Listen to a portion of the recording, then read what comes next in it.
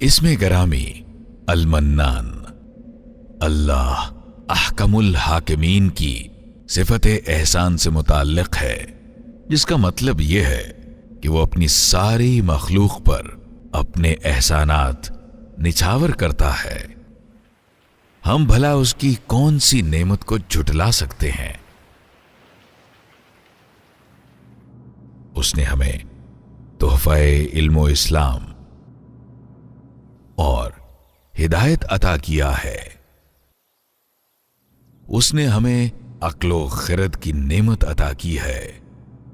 फिर भी हम अल्लाह की तमाम नेमतें हासिल करने के बावजूद हमेशा हालत नाशुक्री में रहते हैं, हत्ता के नेकी करने की तौफीक और राह हिदायत पर हमारा गामजन होना भी उसी मेहरबान रब की हम पर इनायत है। उसने हमें सोचने समझने की सलाहियत अता की है और हमें इस कायनात में अशरफुल मखलूकात बनाया है। देखिए, उसने हमें अमन व अमान की नेमत से नवाज रखा है, जबकि बहुत से ऐसे लोग हैं जो इस नेमत से महरूम हैं। हत्ता के जब वो हमें मसाइब व आलाम देकर आजमाता है तो उसमें भी उसकी बड़ी बरकतें और फवायद होते हैं जो हमें बाद में समझ आते हैं।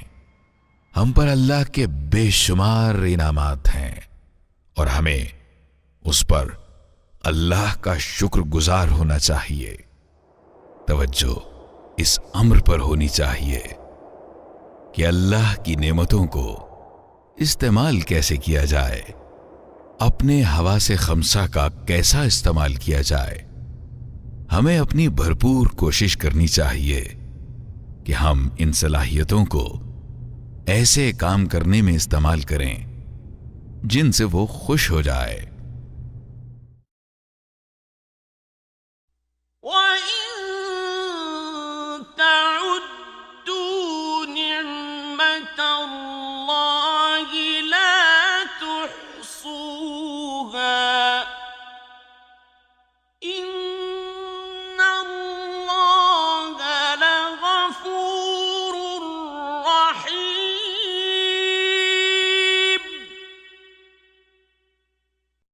अगर तुम अल्लाह की नेमतों को गिनना चाहो तो गिन नहीं सकते।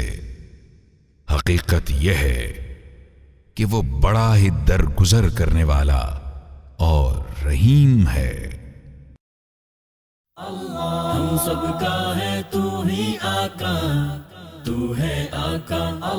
हम सबका है तू ही आका, तू है आका। हम सबका है तुझसे नाता, तुझसे नाता।